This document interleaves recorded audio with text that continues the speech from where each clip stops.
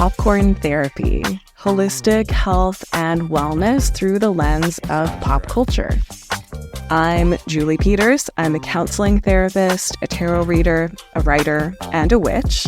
I love to think deeply about pop culture and find out what our stories can tell us about who we are as individuals and as a culture, spiritually, psychologically, physically, and in all kinds of other ways. If you like that too, you are in the right place. Welcome to Popcorn Therapy.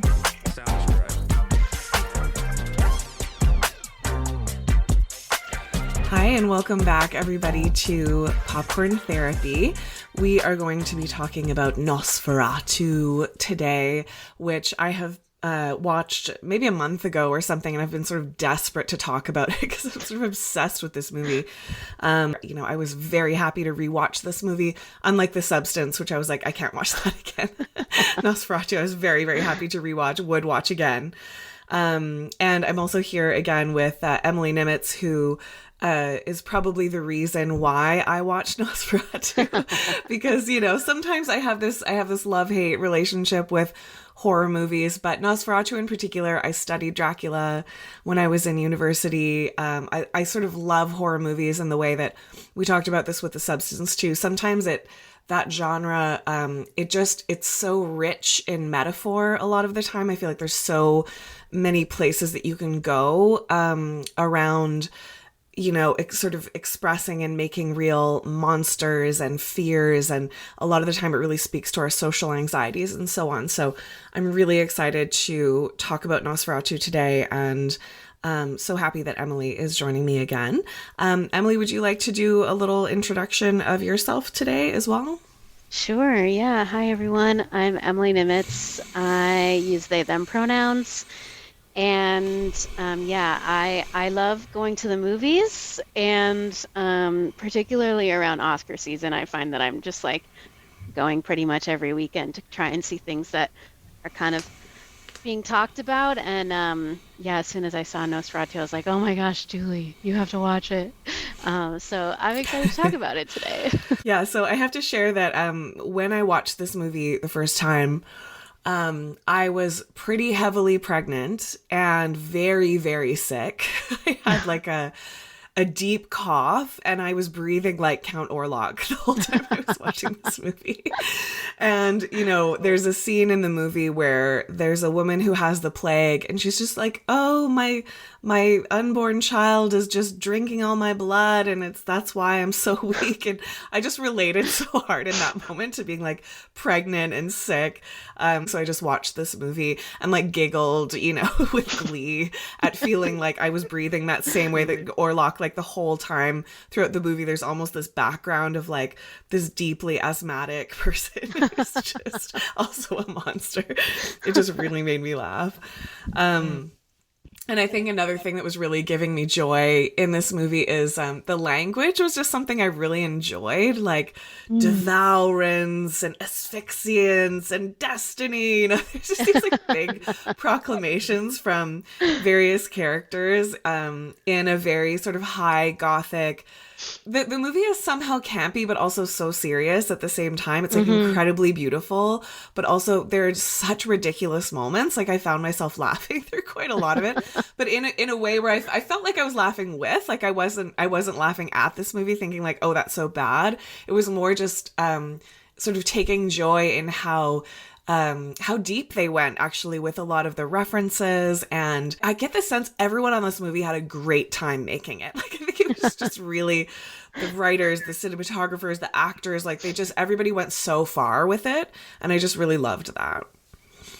Yeah, I agree. I loved how genre driven it was, and how every detail was so specific to the time period, to the gothic horror genre, like everything was so beautiful. Like I thought it was so detailed, everything. And I saw the movie in, I don't know what it's called, but it's like in a fancier movie theater where it's like the screen kind of curves and it's like a bit bigger, and the sound is like a little bit different, I guess, to a regular movie theater.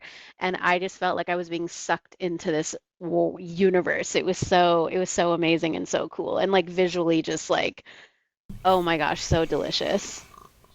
Delicious is the word, absolutely. Hmm. Yeah, just rich and delicate and disgusting at certain moments as well. Yeah. Yeah, I was sort of pleased to find, it was definitely based on Bram Stoker's Dracula, and Nosferatu, a 1933 movie, with the subtitle of A Story of a Symphony of Horrors. That's what it is. Mm. And so they were speaking to those movies, but there was also The Exorcist in there.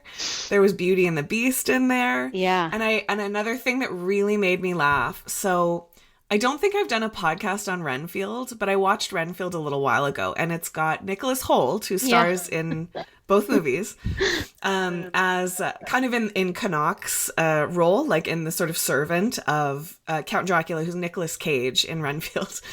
And Renfield is this dark comedy, like very ridiculous, very on the ridiculous side of things. And the metaphor there is that he's trying to get out of a codependent, abusive relationship with Count Dracula. And Aquafina is in it. It's very funny. It's very ridiculous.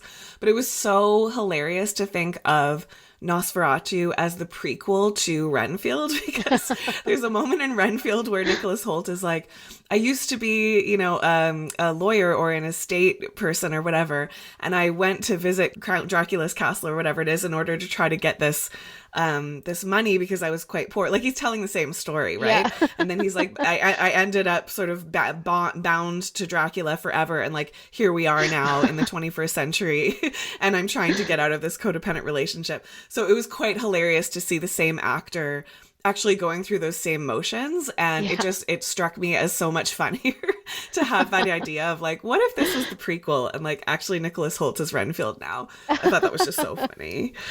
Yes, he does have like he does do period piece really well. Like there's something about his face that definitely gives like old century like old-timey Old old-timey timey. dude. Yeah, he's got, yeah.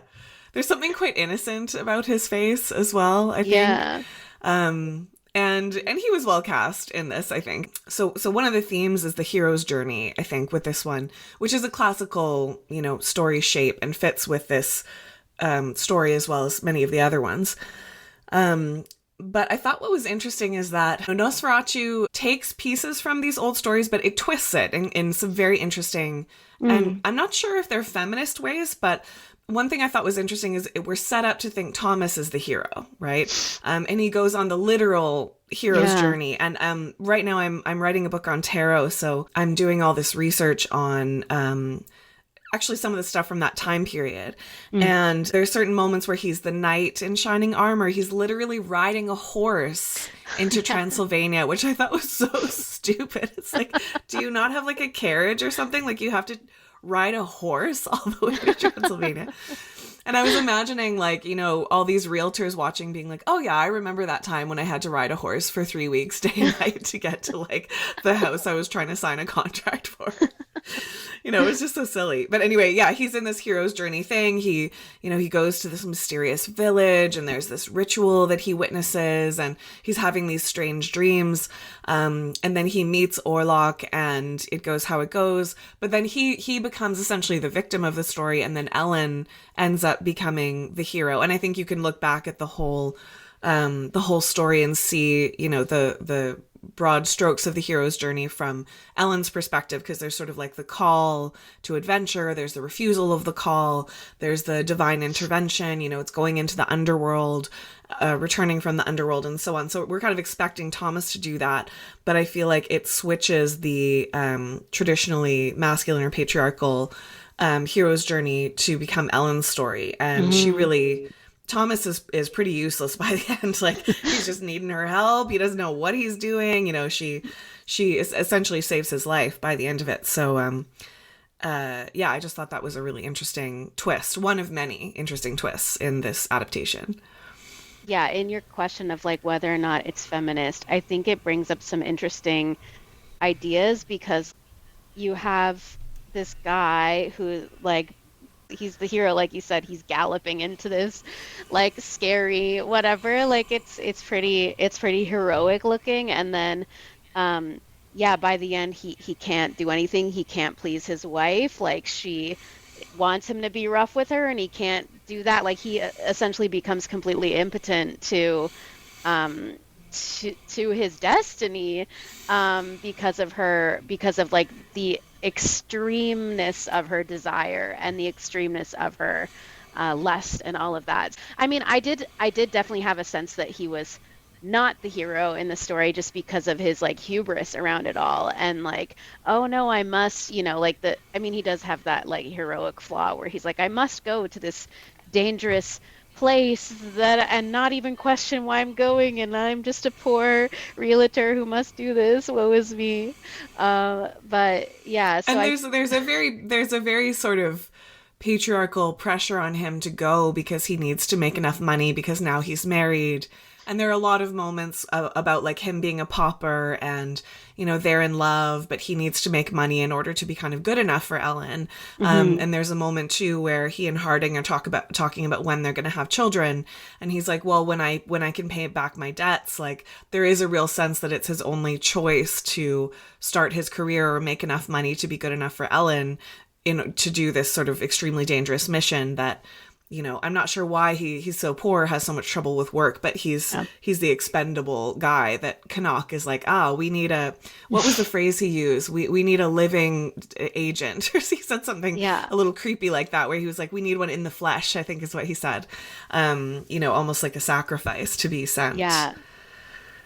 Yeah, he became this like absolute impotent, useless man, classic, where he just like can't do anything. He can't provide for his wife. He can't fuck her, and he can't like get rid of the darkness, like the eternal darkness that plagues her. So like, what are you good for?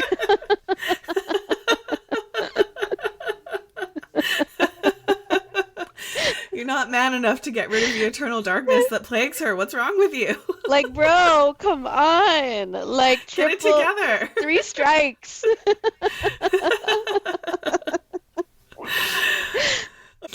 So let's talk about Dracula for a second. So Dracula is was one of the first novels about vampires. There were things that existed before that, but it became sort of the most popular thing, and people really liked it. It was a really big deal at the time, became very famous. And so what's interesting about Dracula, or one of the many things, is that it was written by Bram Stoker. And as I mentioned, I'm doing some research for a book on tarot right now. And one of the things I'm having a delightful time reading about is these occultists, mostly men. There are women involved as well, but it's these sort of like early 20th century, late 19th century men who are just so excited about magic, and they're learning Kabbalah and, the ancient occult rites, and they're studying the tarot because they think that the tarot is, some of them think it's actually a secret book written by the Egyptian god Thoth, as the book of wisdom, and it's like this coded secret to life that will allow you to become enlightened. And alchemy was a really big thing at the time as well. And alchemy is this idea that if you figure out the right recipe, you can turn base metals into the highest version of themselves, which is usually gold. And so Bram Stoker was actually a part of this group called the Order of the Golden Dawn, which was like this secret society that had men and women in it. There were some really famous people in it, including the originators of the tarot decks that we know from today. So it's been fun for me to also think about this sort of almost innocent era of these.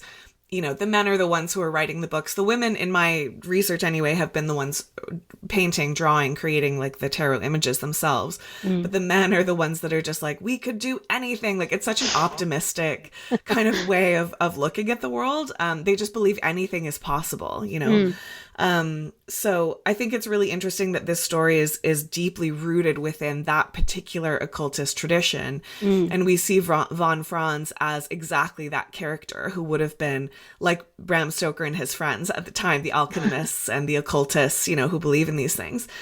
And there's so many cool moments where they're really calling on that, like when Canuck is doing that naked ritual, which like Canuck... God. That, oh my gosh, that actor must have had an absolute blast. Like, that was just such a, like, really going for it. But just, like, fully nude, like, in a pentagram, you know, candles lit everywhere. And what I love about that scene, too, is he says something like, you know, Count Orlok, I'm about to be close to the object of your contract. And there's a big thing with contracts in this movie. Like, these men are obsessed with contracts. Yes. Which I feel like, again, is this kind of, like, rationalist man. Like, even Count Orlok, you know, he's like, I need you to sign this form that says I'm allowed to take your wife from you, because otherwise like, I can't. well, And it's like, yeah. really? That's what's in between you and murdering his wife, is you need him to sign the form in And the it's language like, he well, doesn't understand. the form is binding, so Exactly. I'm sorry. The You contract are is now married to the binding, Dark yeah. Lord. That moment also made me think so much about, like, you know, women who will wear a fake wedding ring out at night in order to avoid negative attention from men, because men will tend to respect the property of other men more than they will a woman's actual desire Yes. or not to consent to what's happening. Mm. Yeah. So Yes. yeah, there's a lot about contracts in this film that I thought was just like a great joke. Yes. But anyway, so the book, Dracula, brought up a lot of really interesting themes around that time. One of them is sexuality. In the book, there's a lot of queer sexuality. Like, during this kind of Victorian era, there was so much sexual repression, and there was so much thought about what was correct sexually. And there was, it was also a time of great sort of kink and queerness coming through, because there was so much repression. People were actually really obsessed with sex. So, you know, there are moments where, like, the Thomas Hutter character is in that kind of dark romance with Count Dracula or Orlok when he's in the castle. And in the book, he has like this excitement about being penetrated. And it's not explicitly homosexual, but it's definitely homoerotic. And then we see the moment when Orlok bites Thomas in the heart, which is a slight change from, usually it's the neck. For some reason, in this movie, it's the heart. But you kind of see him swooning. And, you know, later on when Ellen is a little possessed, she says something like, he told me about how you swooned like a woman, you know, when you took him over, or whatever it is. And it's kind of the sexual moment between the two of them. There's also some interesting stuff. I'm sort of trying to remember what I like, because I wrote a paper on Dracula, and I remember it had something to do with madness. And the fact that the woman of the story was, I think, the only one who didn't kind of go mad. She was the only one that was able to kind of keep her sanity throughout it. And at the time, there was a lot of fear about, you know, there was a connection between women's sexuality and hysteria. So the idea that, like, women are prone to go mad because they're these sexual creatures that can't be contained. And we see that in this movie around, you know, she's got too much blood. You have to take some of her blood out, let her sleep in her corset so that her uterus doesn't go wandering, which is what they thought hysteria was. Literally was like a wandering uterus, right? So there's lots about sexuality, and we can talk more about that. There's also otherness, race. There's a theory that it's specifically anti-Semitic, and that the Dracula character was meant to sort of look like a stereotypical monstrous Jew. So there's some of that. Addiction is a part of it. I think specifically in Nosferatu, the one we're talking about today, there's a lot of sexual assault and trauma narrative happening that I think we can break down a little bit as well. And of course, plague.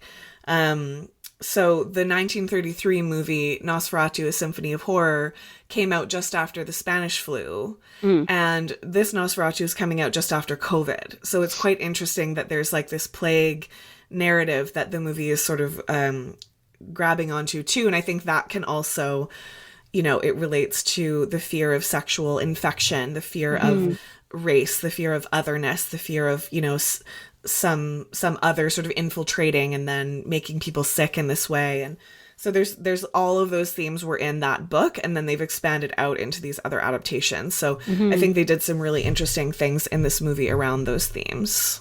Totally. Kind of going back to what you were saying about the gold, what was it called? The tarot and the Bram Stoker, and what was their group called? Alchemy, the Order of the Golden Dawn. The Golden Dawn. It's making me, and the character played by Willem Dafoe. That's who you're talking about, right? Like the kind That's of Von magical. Franz, yeah. Yeah. Yeah. Mm-hmm. I feel like there's something, it's interesting to look back on that time period and see the obsession with the kind of like witchiness. And I think a lot about how empirical science often catches up to like indigenous ways of knowing and ways of knowing within networks of women and femmes and witches throughout history. Like an example that I can think of most recently is the idea of like epigenetics and intergenerational trauma. And of course, non-Western healers have known about this, and indigenous practice has known about this for millennia, for so long. And it's very, very new research in like the sort of like empirical Western research form. But it's always interesting to see how a lot of the times contemporary Western empirical research confirms, some of these like more indigenous ways of knowing through the scientific process, which is like it's a very blunt tool. It's not a perfect system. It's very precarious in terms of like how data, like looking at the validity and the reliability and all of these factors that impact, the conclusions that can be drawn from that kind of research. And so it's interesting to like, there's like this sort of like internal knowing within the body that science hasn't always caught up to, which I think that a lot of folks who are basically non-cisgender, heterosexual white men, like anybody who falls outside of those identity markers, like these are things that our bodies understand because of the way that we exist and navigate the world. And I think that we really see that with the character of Ellen, who it's like her body knows her truth. Like she knows that, Orlok, she married him as a child, that it is up to her to save the universe basically, and that like his darkness will overtake her, and that fear that she lives throughout her whole life, nobody is believing her. And then eventually, the only person that does believe her is this scientist who has been like basically like abandoned by his community because they're like, oh, he's a little freak who likes magic. And so it's just like, the only person that really believes her is somebody who is like studying this, these other kinds of things that are happening, the esoteric kind of world. And and then at the end she's right, it's like my Virgo queen, like I was right all along. Like She sure was. Yeah, she was right all along. So yeah, just what you were saying about that made me really think of that. Yeah, there was a moment I noticed on second watching too when she stands up to Friedrich Harding, their friend, who is this very rationalist guy, whose wife and daughters end up getting taken by the plague / Orlok. And he doesn't believe anybody until that happens. Like, he's just like, no, this is all nonsense. You're conspiracy theorists. It's just a regular plague. Like, he doesn't believe anybody. But there's a moment when she really stands up to him, and he's so shocked that she's not being more deferential. And he says something like, you need to leave so that you can learn like respect for men or something like that. Yeah. And she's just like, you will die and your wife will die. Like, you need to listen to me. And it's interesting to kind of see that moment of her really standing up for herself in an era where that obviously would have been quite shocking. And he responds to it with shock because he's just like, what are you doing? You're just like a little woman kind of thing. One of the themes in the list that I forgot to mention is that there was a new woman movement happening around the time that Bram Stoker wrote Dracula. And it was one of these sort of early feminist movements where there was kind of this concept that women could could be their own people, essentially, that they could have power in some way. And that was obviously freaking all the guys out. And so, you know, one of the ways of looking at, you know, this and many other horror movies is that morality tale of women needing to be taught a lesson, women who are sexual or powerful needing to be, you know, killed by the monster that represents that morality, right? Yeah, and one other piece, just to add to what you were saying too, is when you were talking about how often these indigenous ways of knowing are much later confirmed by modern medicine and science and so on. One example of that is aspirin is made of, I'm pretty sure it's willow bark, which was like just an old folk remedy that people used in this way. And now, you know, science figured out how to create aspirin. So it's something we use all the time that really came from that type of knowing. And I think we might have talked about this on the podcast in the couple episodes I did with Natalie Rousseau, we were talking about some more witchy things. But you know, there was this era when, you know, mostly women and feminine people were the midwives, they were the surgeons, they were the eye doctors, they were the GPs, you know, they were who you would go to, for herbs, for like whatever kind of help you needed medically. And then there was this movement where men decided that should be their job. And so they set up these institutions, and then you couldn't practice medicine without a certain institutional letter beside your name, and they didn't allow women to attend those institutions. So there was this kind of part of the witch hunting sort of era was this movement of medicine away from women and feminine people and towards men and institutions. And there was a lot lost in that. And there's a great book called Witches, Midwives, and Nurses by Ehrenreich and English that it sort of explains how all of those things are connected and how medicine basically was taken away. That was one thing that women, like, just, it was very normal for women to be doing that as sort of a profession. And then it moved over to the rationalist men, like the ones that we see in Nosferatu, who will not believe what they see and what they feel. They are only focused on, you know, as you described it, the blunt instrument of what they know to be the science of the time, right? Yeah, oh my gosh. And that actually makes me think of how, like, the practice of hygiene, of like washing your hands and like having clean hands as a medical practice was actually like really not part of the beginning of surgery. And the way that they figured out that like hand hygiene was important was because like midwives had a lot higher survival rate of babies delivered because they didn't die of like infection and stuff, and that they, you know, had clean hands. And that I'm just like, oh God, like just like these dudes with like filthy ass hands like delivering babies, like, oh my God. Yeah, and it likely was some sort of ritual of like cleanse the hands, you know, in prayer or something like that before attending to a birth. And the reason those ways of knowing are passed down is because they work, right? Because people recognize that it tends to work better when they do a certain practice, and they might not know the scientific reasons why, like they wouldn't have known what germs were, what bacteria was, or whatever it is.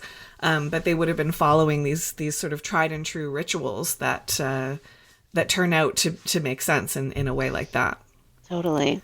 Yeah. So let's talk about the opening scene, because I feel like the opening scene just by itself, there's so much to say. Yeah. So we have Ellen. I think the first thing we hear is actually the music that we hear. It sounds a little bit music box like. So it's this kind of childlike music sort of moment. And then we hear Ellen crying kind of in the dark. And then she comes out of the dark and she says something like, you know, help me. I'm asking for help. I'm calling on someone to be with me, comfort me. And she says something like, from any realm, human or not. She says something like that. And as a witch, you know, come on, witches, we know to cast our circle of protection first. You know, we have to be really clear about who we're calling in and who we're not, because you might wake Count Orlok from the dead. Right? So immediately in that moment, I was just like, oh, Ellen, you know, you gotta be clear, only for the highest good, you know. Like it's that, and again, it's like that ritual thing, right? It's that's tried and true where anytime you begin any sort of ritual or spell or prayer, you set a protective circle and you have to kind of be clear about what you're letting in and what you're not letting in because that actually really matters a lot. But aside from that sort of witchy thought I had in my head, um, immediately in that moment, my first question was why is she calling on someone, like what's happening for her, right? And I think there's definitely an implication that she's been sexually assaulted, possibly by her father. I don't think that's confirmed. Like later on she talks about how she's always had this sensitivity, she's always had this kind of psychic gift, nightmares, things like that. And some of it has to do with sexuality. And her father, yells sin at her and kind of abandons her in some way, and recoils from her touch, she says specifically. So there's something about her childlike sexuality being connected with her strangeness or her psychic ability or whatever it might be. And so, there's that question of her vulnerability. And then there's this sort of metaphor of, predators will tend to prey on the vulnerable, right? Like if we take the metaphor of Orlok, and I think we can ask the question, what or who is Orlok exactly? Literally and also metaphorically, what is he supposed to represent? Because there are lots of different moments in the film where he's described in different ways, like, you are infinity, he is death, you're my darkness, I'm an appetite, nothing more. Like there are lots of different ways that Orlok is described. At one moment, I think somebody says that he was actually a sorcerer, like one of these occultists, who died and was reanimated. So he's actually a reanimated corpse. So he's also a bit of a zombie, just to add to the genre mixing, that was cursed to have to stay, in this earth, where he was buried because he became such an evil sorcerer in his lifetime. Like there's a little backstory that pops up somewhere around that. And so in that sense, he's kind of an inversion of these occultist good guys, or quote unquote good guys, like von Franz, who's trying to do something good with that. The implication is that Orlok learned how to use this magic for evil. So anyway, who is he? But also he, again, metaphorically, he would be preying on Ellen, who's vulnerable. Why is she vulnerable? Where did that vulnerability come from? So I'd love to know your thoughts on those questions. Oh my gosh. Okay. Yes. So in the TikTok of it all, which obviously TikTok went nuts for this movie in good ways and bad Mm-hmm. ways, like when it first came out. And there was a big conversation over whether Orlok was her rapist, like if he had raped her, and if that, and there was a lot of, which is a very, like, this is a whole side conversation, but like, there's a lot of like Gen Z, Alpha has a lot of moralizing around sex, which is like really its own kind of strange thing. Like it's a pretty repressed sexual generation. Um, Not all of them get your life, but um, but but like no, there's yes, there was like this big conversation around like, oh, people are eroticizing because there's people are like were and probably still are eroticizing the Bill Skarsgård Orlok Mm-hmm. for whatever reason, Yeah. which is a really common thing. Like the Dracula, the vampire, like vampires are really sexy, like very sexual. And so there was a big conversation around that. And I think I really like your interpretation that she had this traumatic incident which opened her up to like this part of her that like this wound, this traumatic wound that is inherently connected to her sexuality, and like Right. the parsing apart of those things is this lifelong process that she has to contend with. Yeah, one of the things that like that just struck me about that was there's this great YouTuber called ContraPoints, and she has this great episode on Twilight, and she might have two episodes on Twilight, but there's one on about Twilight and 50 Shades, and she talks about like the eroticism of the vampire, and she talks about like how the writer of Twilight is Mormon, and how that kind of like plays into it. Like there's all of these like dynamics of like sex and sexuality and repression and desire and like kink and like forbidden kind of desire and all of that kind of stuff that really seems to be coming out in and expressed through Ellen. Like we see her with her husband and her sexual appetite. She, wants to kind of be like jostled around a little bit. And he is kind of horrified by that and can't really do it, mostly because she kind of has an exorcist moment in the middle of it. And maybe that wasn't within their boundaries, like safe word, but um, you know, She still uh, had the spit on her face from like having that weird voice come out of her, and she was kind yeah, of like making this weird weird. sound, and there was like all this spit dripping down, and then Yeah. she's like, fuck me, like fuck me as hard as you can. It was very, very intense. We can talk about that scene a bit more. There's a lot Yeah. going on there. Lots to look at there. But yeah, no, it's like in considering like the sort of initial moment, like I think that part of it does speak to that trauma and how that wound grows and develops, and ultimately at the end, like she no, she satiates this desire with the darkness. As an adult, she satiates this desire. And in doing so, like basically her orgasm saves the world kind of thing. And it's a really interesting like Hmm. examination of sexual assault and how it kind of grows with you. And there is something to be said about, and you've actually written about this in your book Want, which recommend to everybody. I'll plug it for you. Um, Thank you. but just in the conversation around healing from sexual assault, and how a lot of it is allowing ourselves to feel even the darkest parts of ourselves in order to feel desire. And I have my own relationship with that personally.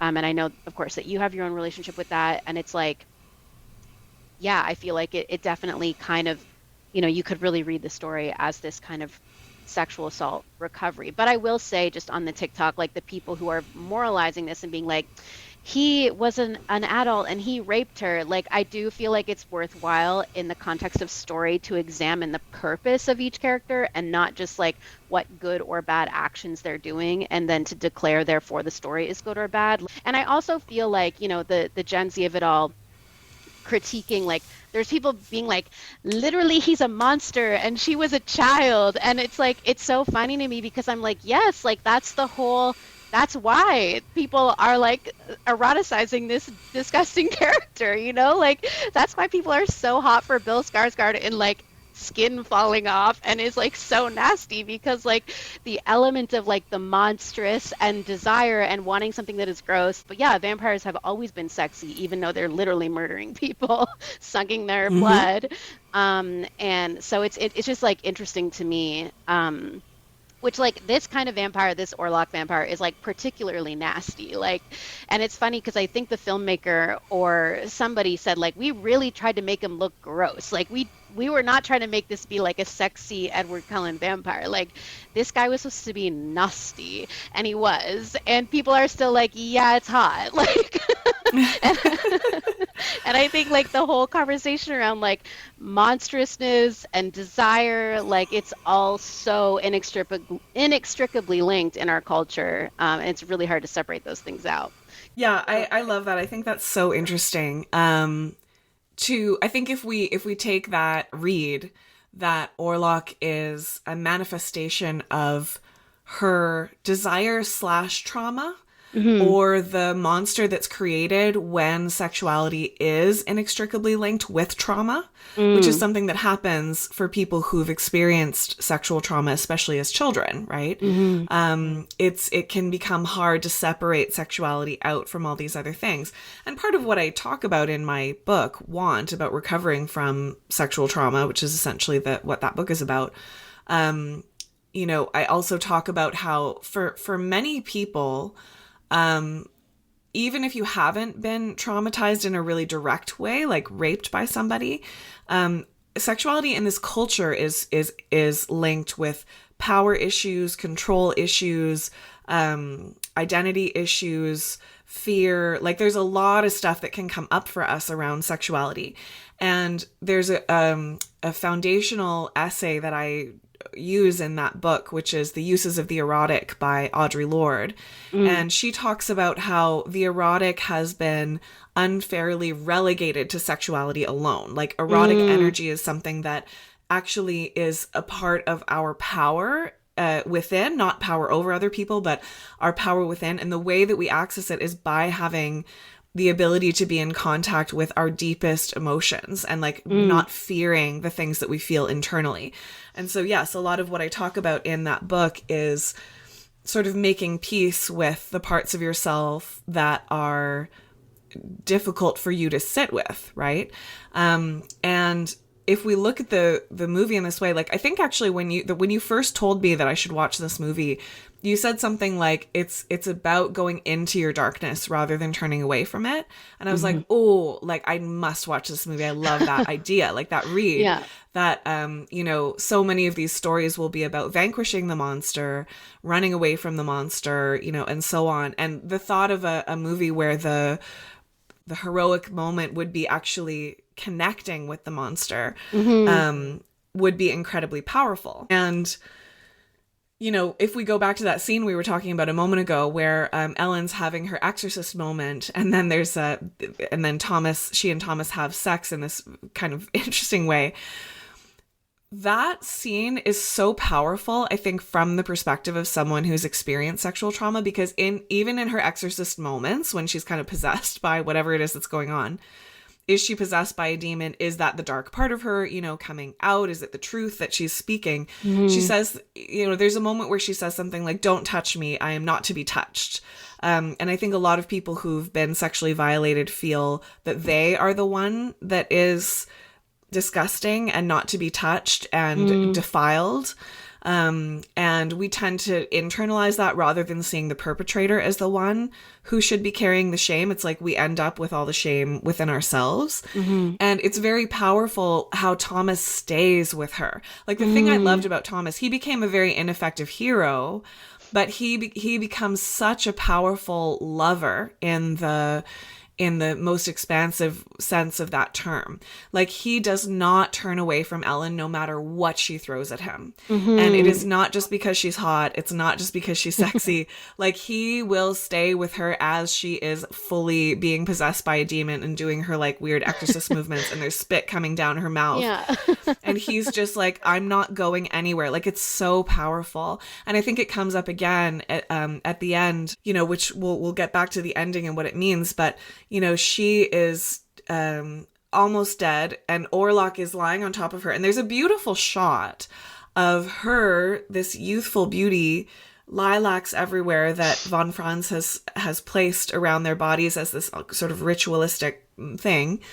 And Orlok's disgusting corpse-like skin falling off body with the like bones as legs and all this stuff. And Thomas goes straight to her, and he doesn't even blink at this disgusting thing on top of her. He's just like, Yes. Ellen, and he just grabs her hand, and he doesn't have any recoil of like, ugh, what's that gross thing on you?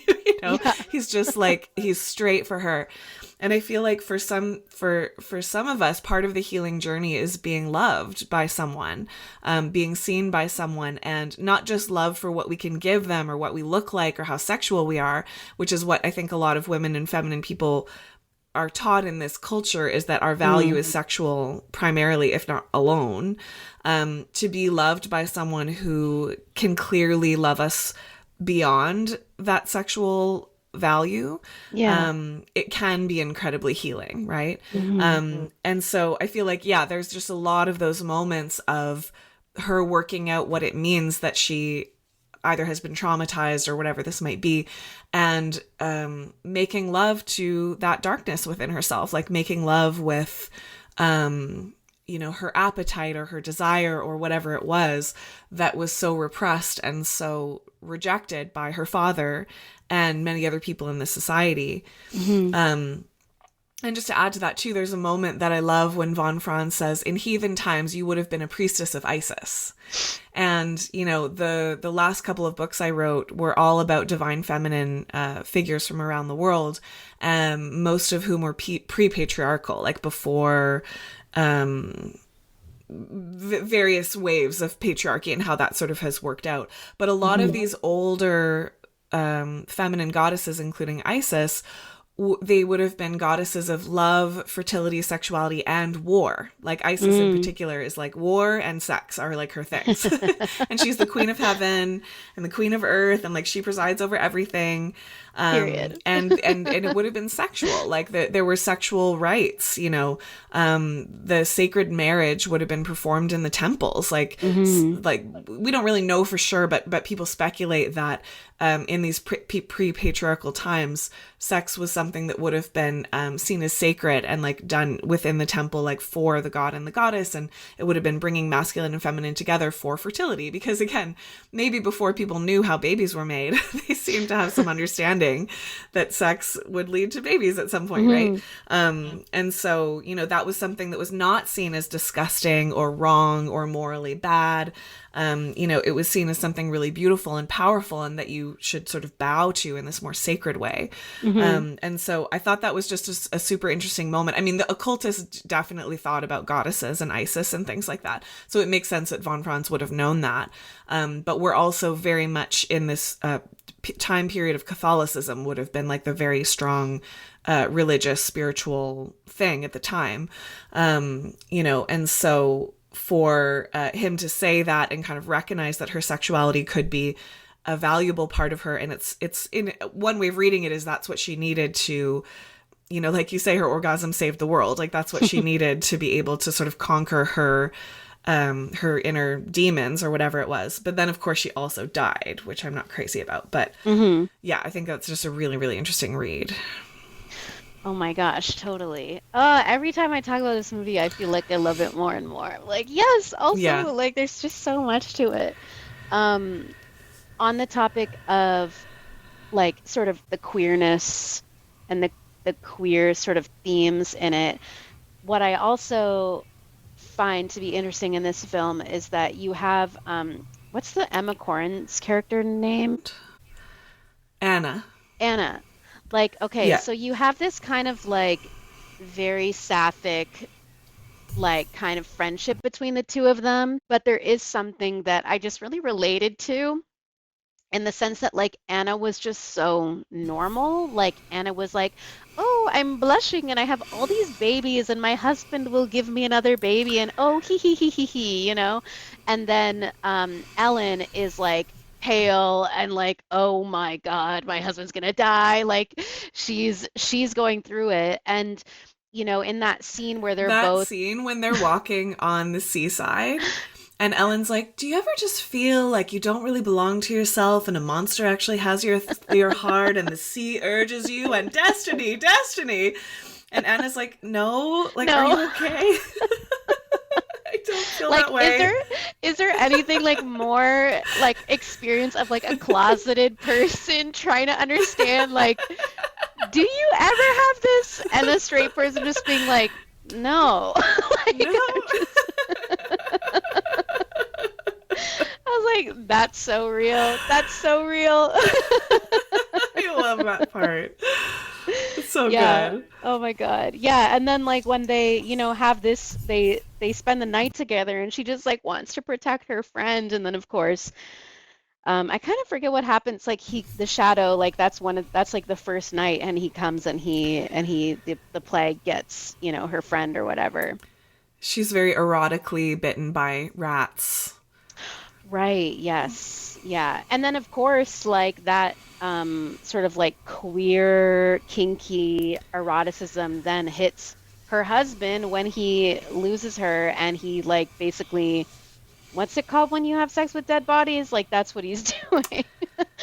Necrophilia, I think. Yeah. Homeboy is like, he's like, I'm such a moral guy and I'm so good and you're a freak and you need to get out of here. And then cut to, he's like fucking his dead wife and it's like, you know. It goes far. And I mean, yeah, I feel like that moment was interesting too because there was something so kind of relatable about when he's just in such grief, you know, and he's in this, not only his wife, but his two daughters and his unborn child, like his whole family has been taken down by the plague and he's sick too.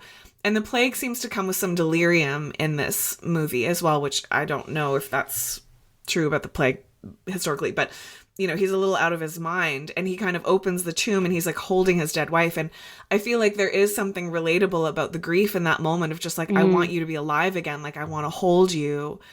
And then it goes too far, right? In this way of just, again, maybe what we're talking about with these repressed desires and these, darker parts of ourselves, that like maybe there's actually something really metaphorically relatable about that, like him wanting to, be that close to his dead wife's body, I guess.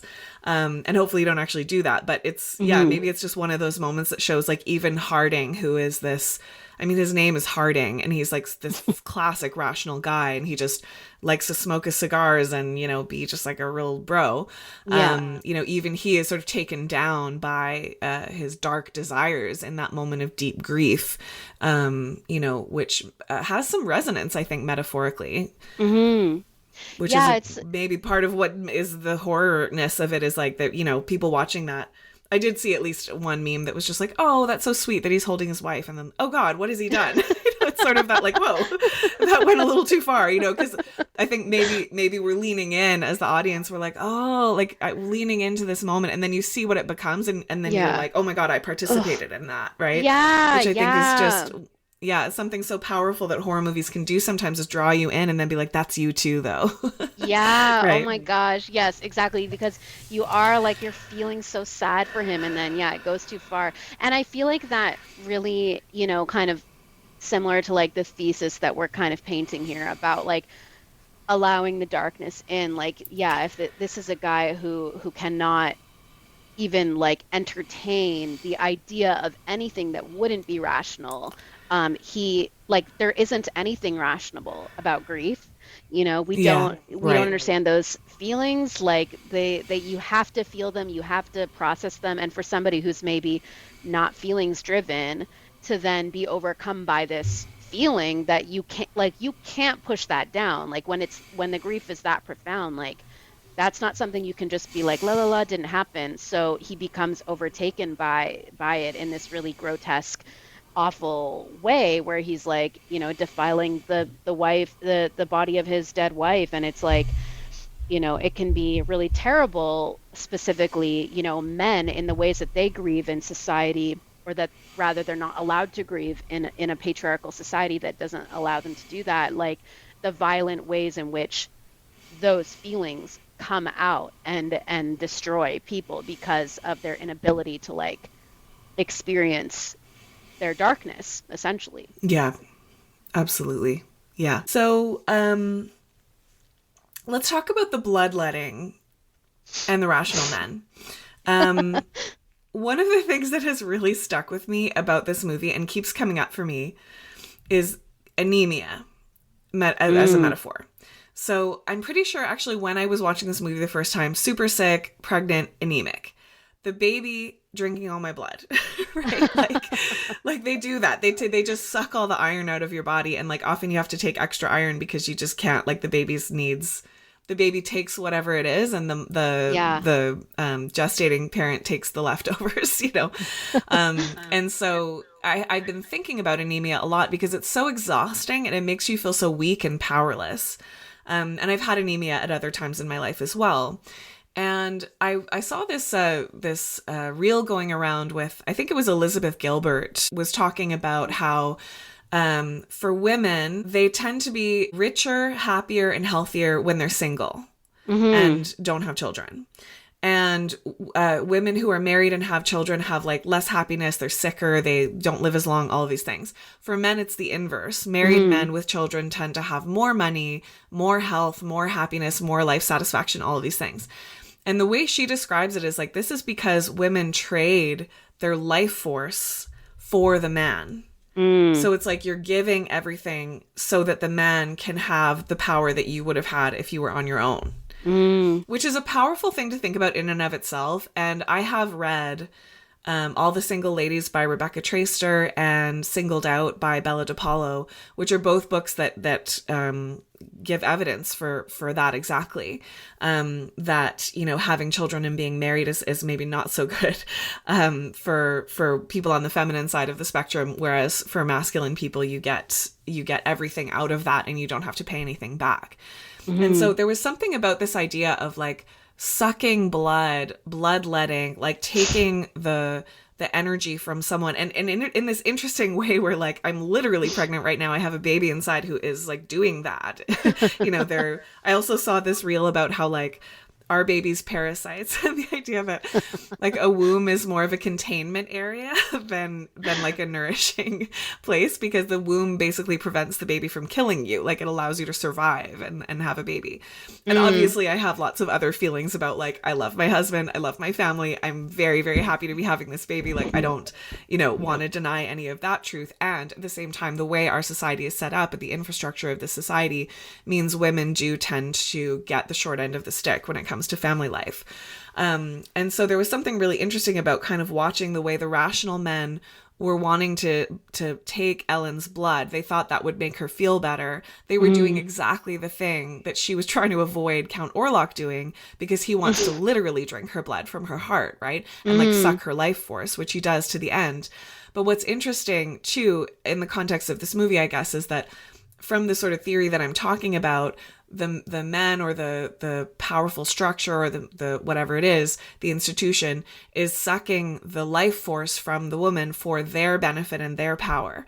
In this movie, that's inverted. These rational men don't do so well. These rational men, you know, they have Harding's ending, essentially, right? They get taken down by the plague or whatever it is. And Orlok sucks literally all of Ellen's lifeblood, and then he dies. That's actually the end of him, is that he takes her life force, and that's her ultimate stroke of power, is that, you know, that something in that process takes him down. So he doesn't get to keep that power. Nobody really gets to keep it. So I think that is maybe one thing that's powerful about that ending. But I can't get this idea of like anemia, vampirism, bloodletting, and sort of the way the patriarchy sucks the life force out of so many of us, regardless of gender, really, in many ways. But yeah, that was one piece that really stuck with me about this movie. Totally. Yeah, when she's like just like unwell and in the bed, and it's like, okay, we got to drain her blood again. We got to keep draining this lady's blood, you know. Too much blood. Yeah. She's got menstrual blood is what was the word they use? Like propitious menstrual blood or something. There's a great word for it. Yeah, like, oh, we must get rid of her. She's over blooded. Like and it's just like, it is so interesting because, yeah, like what you're saying, they're not draining the blood because it's going to make her feel better. They're making it so that she'll be quiet so they can sleep. Be quiet. Because that was the whole thing, is she's having these nightmares and it's keeping everybody up, and she's such a handful, and it's like, just fix her, just take her blood away, put her in a corset, shut her up, you know. Meanwhile, like the actual process of healing is something like far more complex, and you have the Willem Dafoe character who's like, we have to let the demon out, like we have to let it express itself, and then she goes into her back bridge and has her you know, amazing exorcist moment, which, like, also her acting is so good in this movie. Like, oh my gosh, I just thought she was so good, so committed, like what a dream.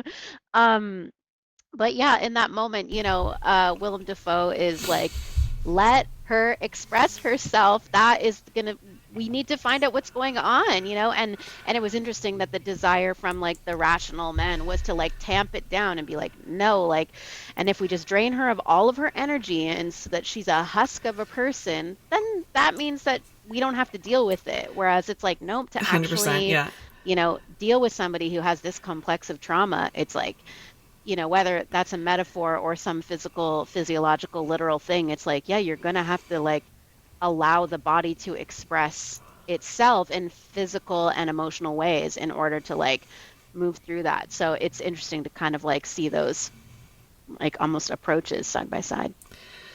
Yeah, that's interesting too. That's making me think. I have a few clients in my counseling practice who, you know, have whatever it is, mental health issues, severe trauma, and so on. And so many of them have been extra traumatized by an institution that is designed to do exactly that, right? Like if they've ever gone to the hospital looking for help for their mental health issues, not that you shouldn't do this if you need help from the hospital, but the hospital workers are not there to help you process your trauma. They're there to quiet you down, right? They're there to make sure that you don't, hurt yourself or whatever it might be.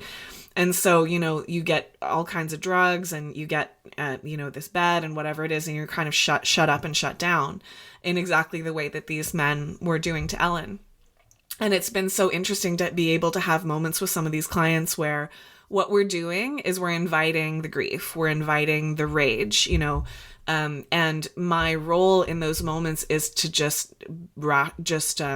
compassionately witness the demons, right, that need to come out and kind of be like, hi demons, like you're here for a reason, you matter, like we need to know what you have to say, actually. And that's so much of what I do with my clients is, that part of you that you're afraid of, or that part of you that feels like it's holding you back or whatever it is trying to protect you or something. It's doing something for you. So we can't figure out what that is until we can actually connect with that part.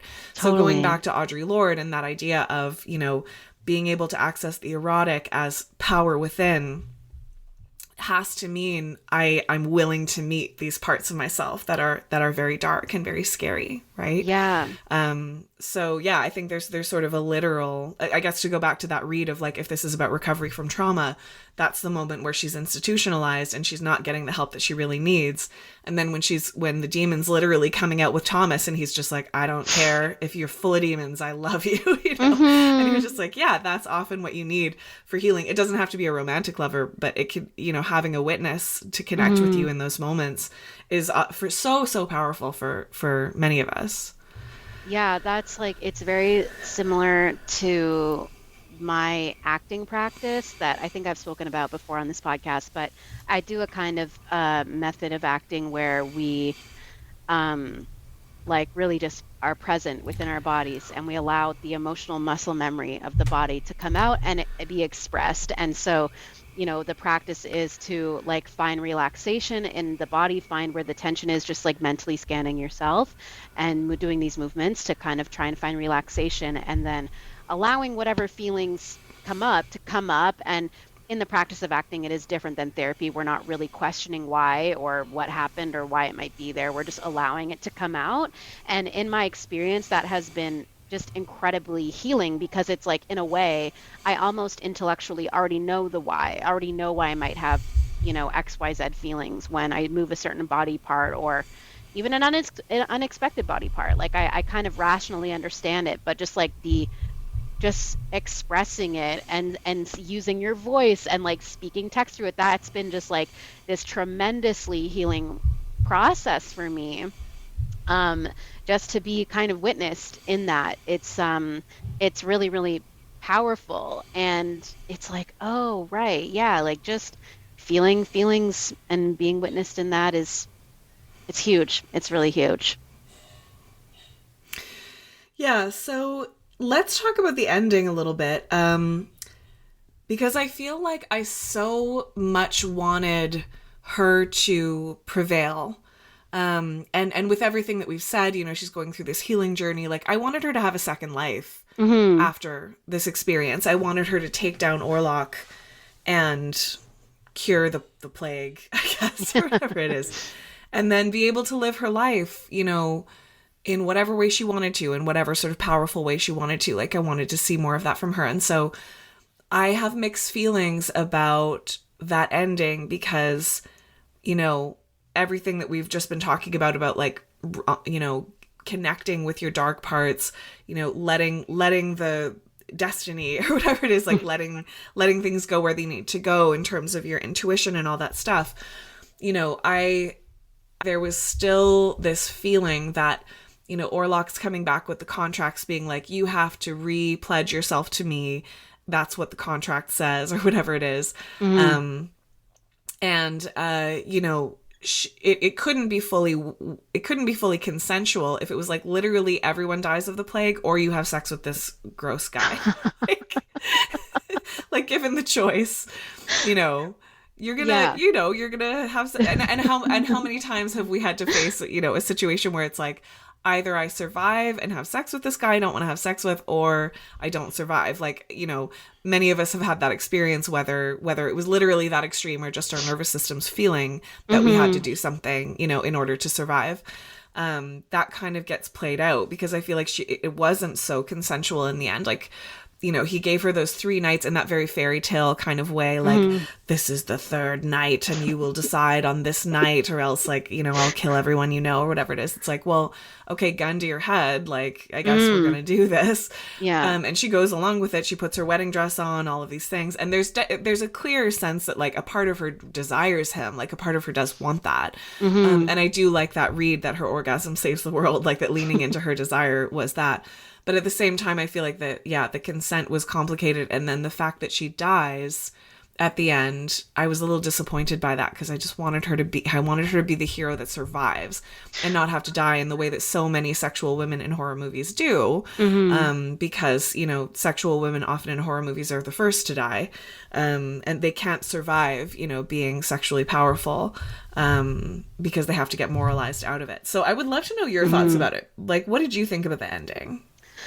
Yeah, I think like in the sort of like parable fairy tale like vibe of it, I think how it serves the story in having her die is that, it is a great sacrifice, but like, there's a potential that like in death she is reborn, like the metaphor of death that like yes, she does die and like physically, but yeah, then like there's this regeneration, like you see the town, like the whole town healing and all of this. So I feel like maybe that's the purpose of her dying, is that it sort of is like that part of you that is like so traumatized that you can't even like do anything, um, that is healed as well, and it dies like in a way like it's left to like not rot, but like bloom almost like in the Mm-hmm. compost of it all. So I see it as like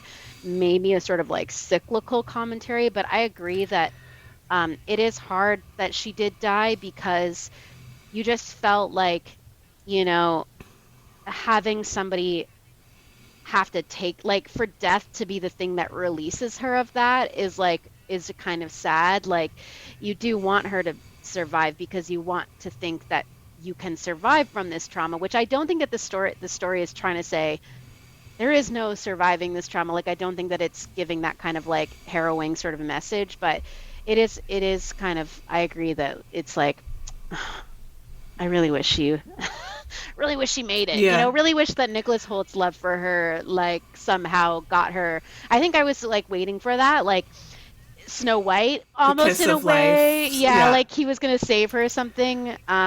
Which is also I'm kind of glad that it didn't end that way because it's like we don't want this Right. like guy who didn't quite prove himself to be a hero to be the one who To ended up then be the saving hero her. in the end. Yeah. Yeah, so I appreciate that, but yeah, it's like, and then I'm kind of like, okay, so like what could have happened? Like I guess she could have just been released of it, but in terms of like a cinematic What if she moment, just arose very beautifully and then just drank all of Nicholas Holt's blood? now she is Orlok. Right. That's called, That would and have been that's a on different ending. feminism. Yeah. She's like, Yeah. girl boss, ladies, get your life. New plague. New era. Yes, yes. Girl boss era. Yeah, oh my gosh. Yeah. Yeah, she should have totally like went and got drank his blood and been like, "See, now I'm in my power." Now I've got my blood back. I'm okay. I'm You not shouldn't have anemic taken it all anymore. from me. Thanks. Yeah. If only you had let me keep my blood, we Yeah, wouldn't be here. seriously. Right, yeah. Maybe she just needed a few more drops, right? But Just she'd a been all few little bloodletted. drops. Yeah. Yeah, I mean from the perspective of the hero's journey and also the ancient goddess cycle perspective, death is required for the rebirth. Hmm. So maybe just in that mythic way, it had to be death, in order for this Thomas gets a second life, I guess. I mean, there's sort of the town does, like it's Yeah. implied that the plague is gone, I guess, which is kind of a wild thing. So there's also like a real plague. Yeah. But yeah, so I mean, maybe it kind of had to be that way. There's something that haunts me about the way she says more at the end. Like it was sort of daybreak and he almost kind of arouses and she says more, more. Like there's something about that makes me think too, just to go back to that anemia thing, the giving tree model of love and mothering, which if you know that book from Shel Silverstein, it's about a tree that gives her leaves to the boy, she gives her apples to the boy, she gives her branches to the boy, she gives her trunk to the boy. Like she gives everything of her body essentially, so that the boy can be comforted or get what he needs or whatever it is. And in that book, if you read it from a feminist lens, if any of you remember that book from childhood or whatever it is, you reread it and you're like, oh my God, this is horrifying. It's like, especially if this is the model for motherhood that we're supposed to have, that our children, and our men or our partners or whatever it is can just like come and go and get what they need and then leave us and abandon us and come back and we're still just going to give our stump for them to sit on. Like, that it can feel a bit like that, right? So yeah, I feel like that more was like, there's something about that because that I find haunting. I'm sure there's more to it than that, but yeah, just that like take it all. Yeah, I mean, I also kind of read that moment as like he's about to not die, and she's Yeah. like, no, you gotta die, you gotta take all Stay of here. me so that you die, Yeah. to die dead. Yeah. Yeah. And maybe she has to die for him to die. Like maybe it has to go all the way to that point, right? For he has to take all of it. Like it's not going to work if he just takes a little bit. Like it has to be all the way to death, and that's the only thing that will let him die or something like that. Oh my gosh, I was just thinking about in Twilight when he has to drink from her, but he can't kill her, and he's like, and his eye completely crazy. It's so funny. Yeah. They're like, you must drink from her, and he's like, There's so many great paratexts to Dracula, right? Like, yes. yeah, because Twilight is based on, a lot of vampire mythology and whatever it is, and then 50 Shades is based on, it's like originally fan fiction of Twilight or whatever it is, and and then there's Renfield, and like there's a lot of really sort of hilarious versions of this vampire thing. And I love it. Buffy too, yeah, for sure. Go ahead. The Dracula in Buffy is so great because it's like you have these sexy vampires, but she's not fazed by any of them, and then it's like the Dracula, she's like seduced by him, and she's like, oh my God, what the hell? And she can't kill him though, even in the end, but he just pieces out. Yeah, it's like the hypnosis that, yeah. And that idea of being overtaken by desire, and that there's some science behind this actually, that when we're turned on, like when we're in sort of a sexual moment, our rational minds actually do go out the window. Like we're in a different physiologically different state of mind. So there's a hypnosis to that as well, where we'll do things that we normally wouldn't do or whatever it is. And there's a lowering of inhibitions that happens when the sex hormones are going. Which is why everyone is so horny for Orlok. Yeah. Okay, so that was lots. I love this conversation that we had. There is one thing that I have to end with because I haven't said this yet. Yeah. The best line in the whole movie, my absolute favorite, is when von Franz is actually trying to talk some sense into these rational men. And I think one of them doubts him, and they're just like, what do you know about this stuff? And he says, I have seen things in this world that would have made Isaac Newton crawl back into his mother's womb. And then he goes on and says a bunch more awesome stuff. It's just like anything von Franz says, I'm just like, write it down. Oh my God, I love Willem Dafoe. Willem Dafoe is so great. He's so great. What a delight. So great. I mean, I have one more thing to say from TikTok, which is this, I don't know what the first TikTok of it was, but then it became a sound that was recycled, and it was Count Orlok going, you must bounce on it, crazy style. I've seen that one around too.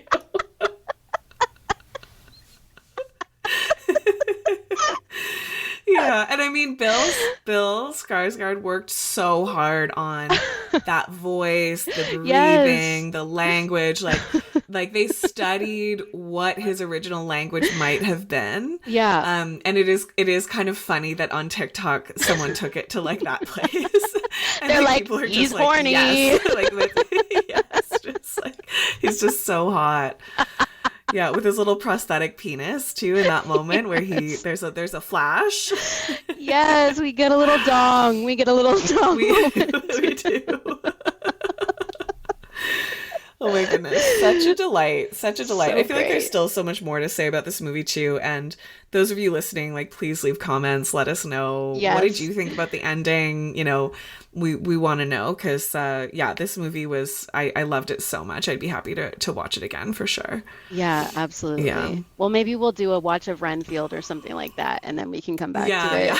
if some Yeah, we themes can come do up. bonus Yeah. on Renfield. Bonus content for Nicolas sure. Cage is a pretty delightful Dracula, I gotta say. He's very Oh, funny. I would love that for sure. Yeah. Okay, well, thank you so much, as always, Emilee, for being here with me and talking about this movie. I feel like there's just so many interesting themes, and I just needed to talk about it. So thank you Oh my so gosh. much for that. My deep, dark desire was to talk about this movie for an hour and a half. You're welcome. Thank you for having me.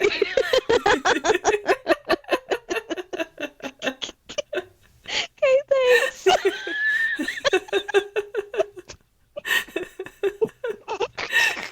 Bye. Perfect way to end it. Okay, bye.